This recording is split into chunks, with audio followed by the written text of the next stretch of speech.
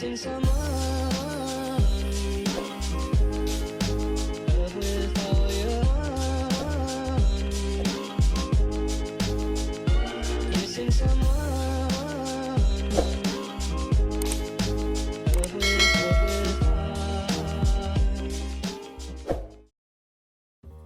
Hi guys, welcome back to my channel. So this week I have a brand new client who is wanting to do my signature gray blending technique.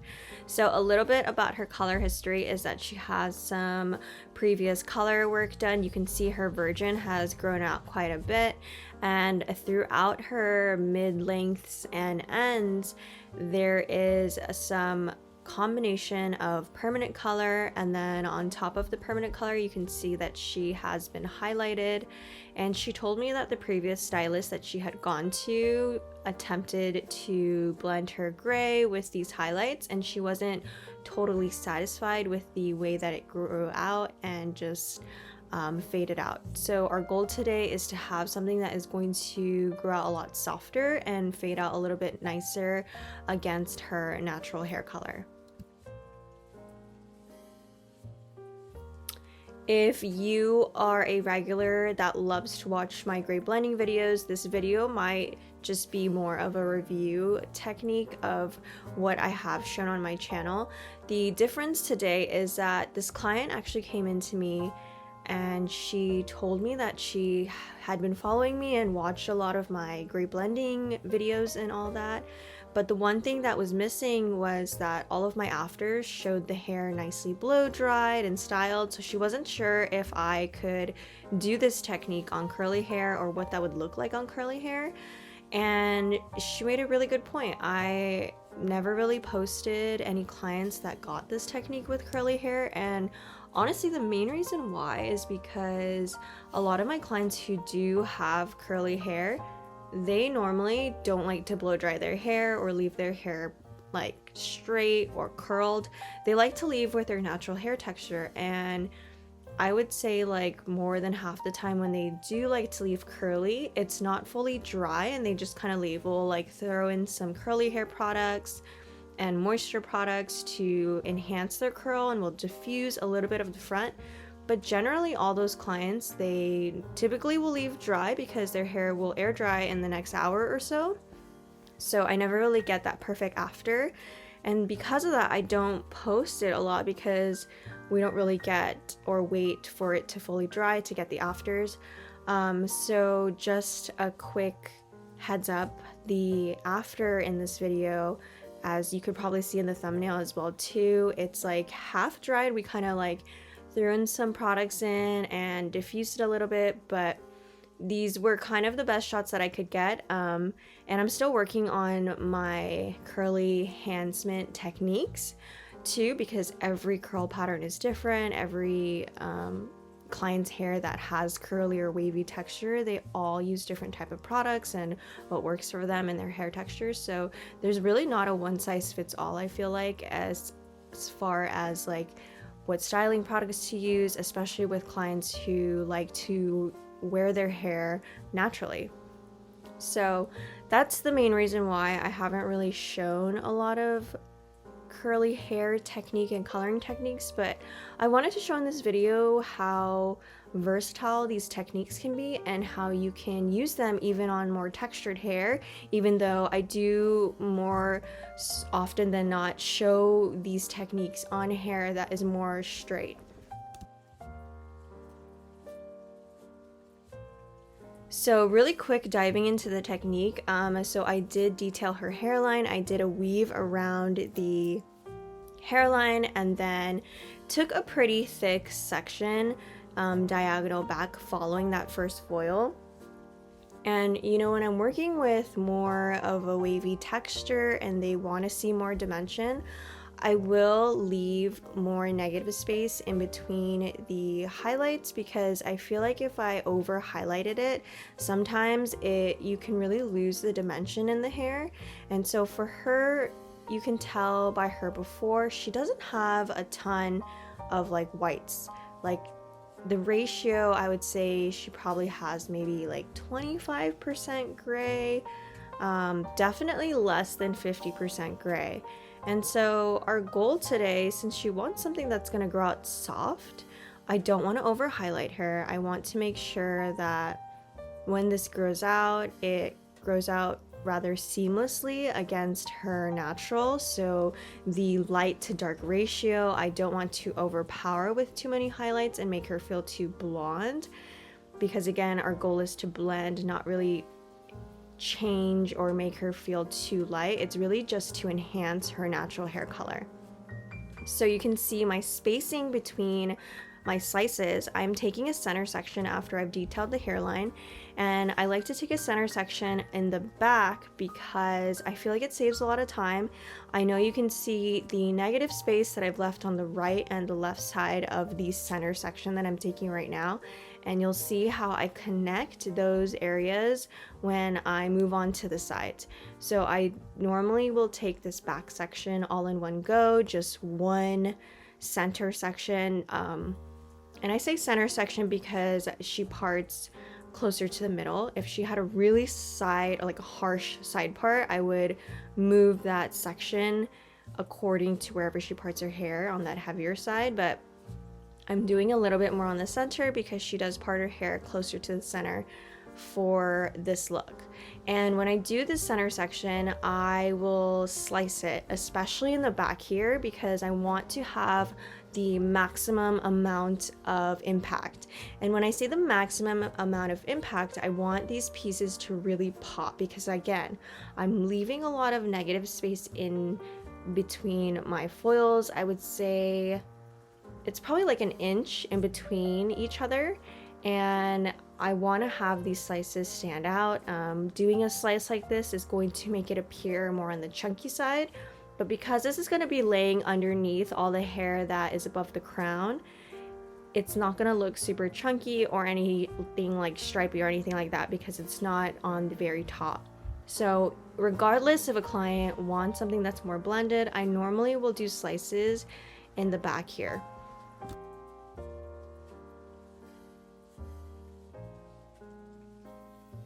So I am using the Danger Jones powder lightener, and this lightener is really great, especially if you're needing something that has a lot of strength and power.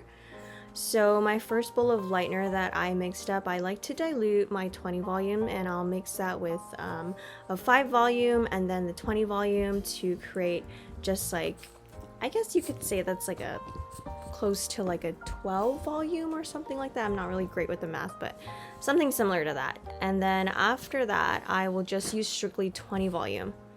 And for my ratio, I normally like to mix a consistency that is not too thick and not too runny, enough to where my foils are not slipping. But I normally will do something close to like a 1:2 ratio.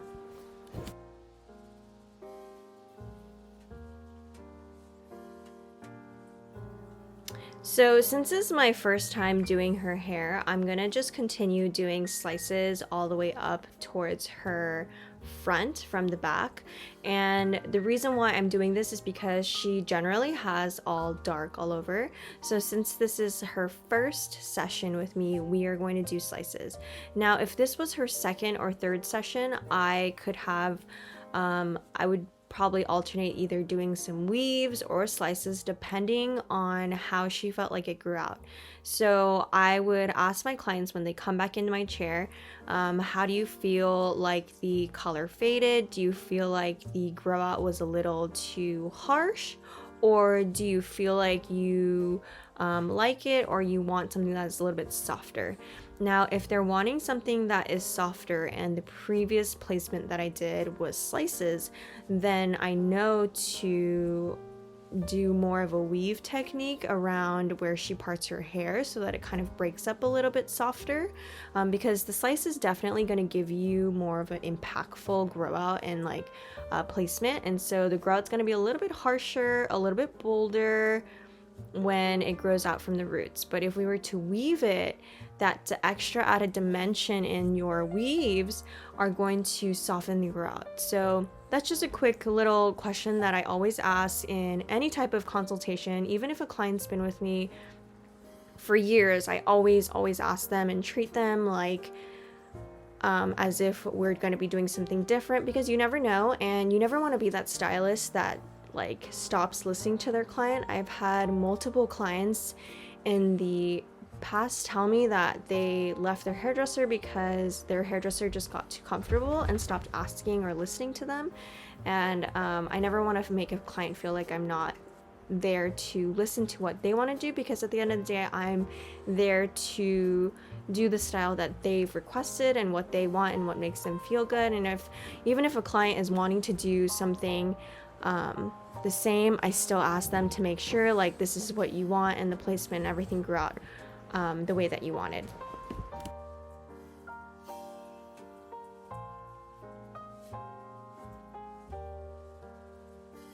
So in our consultation too, I asked my client if she wanted to see the front a little bit lighter, and she told me that she just wanted something that was going to have the same blend all around. She didn't necessarily care to have the front anything lighter. She wanted it to look very natural. So for her money piece section, I just did a weave and then connected that front piece to the center section with a slice with some negative space in between. And then the way that I connected that side money piece is I just did a weave, and then you can see I did another weave above the ear to connect that front piece to the back center section that I initially took. And then after that, now I'm going in and continuing my slicing pattern, leaving quite a bit of negative space, and I'm going to take these slices on the side all the way up until that meets that center section that I initially did in the back that has reached the back all the way towards the front of the face.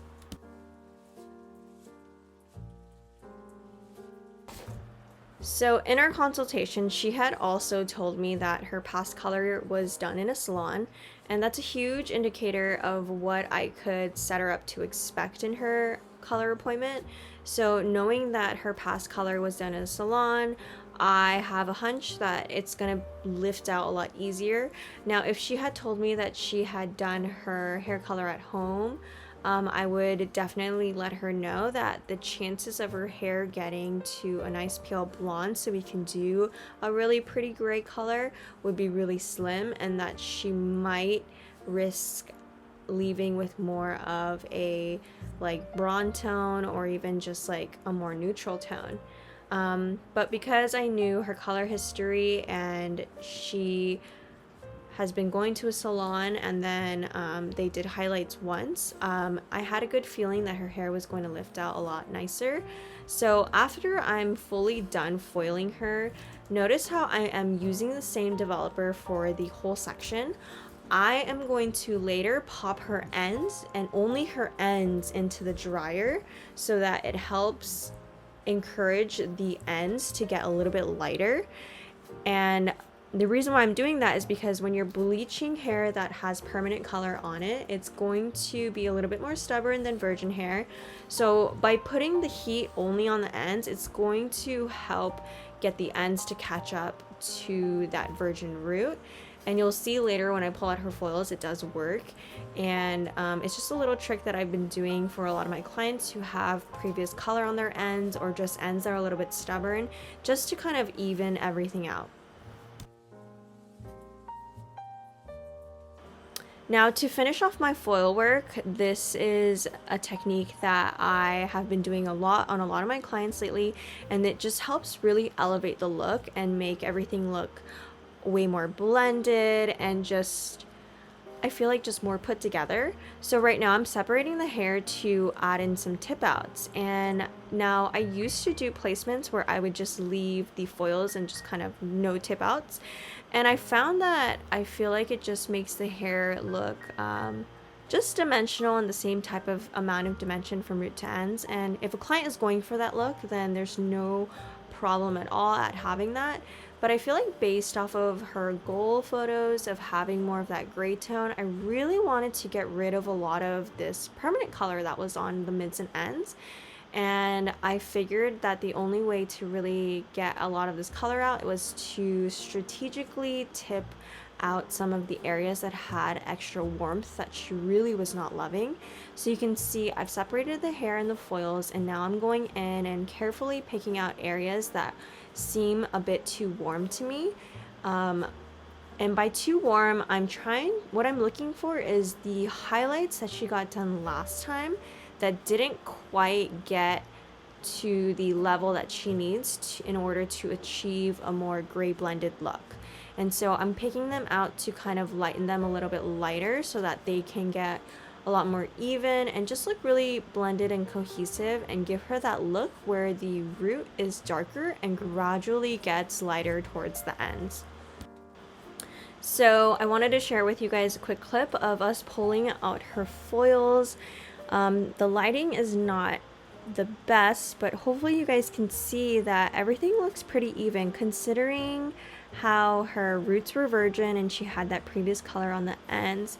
Now the other key factor that really helped with the lift on this part is that I took very thin slices and sections throughout the whole process, and that's really going to help with evening out the hair and just getting the best lift possible. Now, if I took a section that was way too thick, especially with her hair texture, it would have definitely lifted uneven and spotty. So it's really key when you're doing this type of application, especially if you want something that gets to at least like a level 9 and 10 to achieve those gray and silver tones. You really got to make sure that you're doing a really good even saturation and good sectioning so that the lift is really even. And then right now you can even see I'm pulling out those tip outs that I strategically picked out for her hair to kind of get them a little bit lighter. And I was pretty happy and surprised with how light some pieces got. You know, some pieces also were on the warmer side. It wasn't totally perfect, but you know, I expected that because considering her color history, and I did discuss that in her consultation as well, that might be a possibility. But as long as most of the hair reaches to about a level 9 and 10, I would say that the toner would generally cover those areas. And the areas that are left a little bit on the warmer side, when she comes in, as we work on getting rid of that permanent color, we can definitely fix those pieces with more tip outs or just picking them out as we gradually keep blending her roots. And that's the whole thing with like a correction like this. When a client has previous color done or permanent color, it's never going to be a perfect one time session. It's definitely going to be something that they work towards. And especially with clients like this who want something more dimensional and have color like that, I generally tell them to try to wait as long as they can in between appointments so that it kind of helps with the grow out. It also helps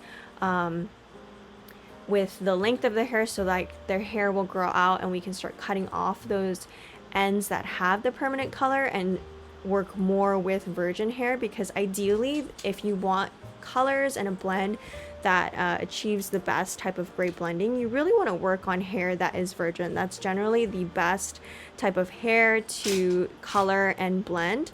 It's definitely a lot more difficult when you have previous permanent color or highlights done. It's still somewhat possible like we're doing today, but it is more on the difficult side and you will fight a little bit more warmth. But the more that the virgin hair grows out, it will definitely be a lot easier to work with and have it be blended into your natural gray. So now that all her foils are done processing, I'm going in and doing a root shadow. I normally like to do a root shadow first before applying the lighter color, and this is pretty much just there to like blur out the lines, because again, we did slices. Since this is her first session with me, I wanted the most impact with my placement.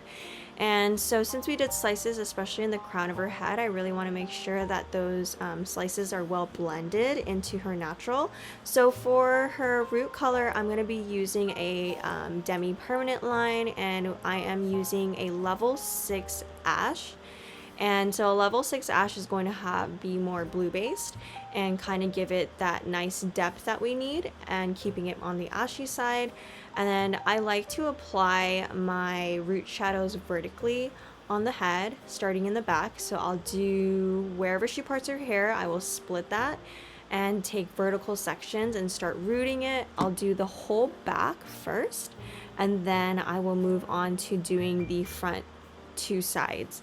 And when I do the front two sides, I make sure that I section out the hairline so I don't touch about an inch from her hairline, which is where her money piece is. And I always like to tone that last because those hairs are a lot finer and they tend to tone very quickly.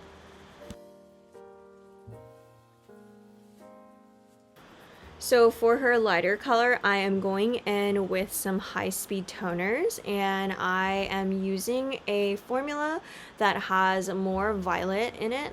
I mixed up a violet and a silver-based high-speed toner, and I will add in a bit more violet because the violet has more purple in it, and the silver is more of a blue-based silver, so I want to essentially create more of a violet silver. And when I apply this toner, I will start in the back and start applying towards the mid and just kind of run it through and making sure that I'm really saturating that mid section, blending in that root shade into the mid, but I don't tone the ends, like I don't apply the toner on the ends just quite yet. I want to focus on that mid because when using a high-speed toner like this one, wherever you lay it on the hair first, that's where it's going to progressively tone, and by progressively tone I mean it's going to get a little bit more pigmented the longer you leave it on. And so I want the mid from where the root toner is to process a little bit more pigmented, a little bit darker there, and then I'm going to apply it to the ends because I want it to have that gradual blend to where the root is darker and then it goes into a lighter tone as you gradually meet the ends. Alrighty guys, so here is the finished look. Honestly, I was very happy with the way that it came out. I feel like compared to how she came in, her hair is a lot more blended in with her natural root, and you really don't see as much warmth from her previous permanent hair color like there was before. You can see the roots are nice and blended. You can see the slight hue of violet in there, but honestly, I feel like having that slight hue of violet is better than not because these silver toners, they fade out extremely fast, and so you do want something that is going to be a little bit more pigmented so that it lasts for your client. Alrighty guys, that is it for this week's episode. Thank you guys so much for watching and tuning in, and as always, I will talk to you guys next week.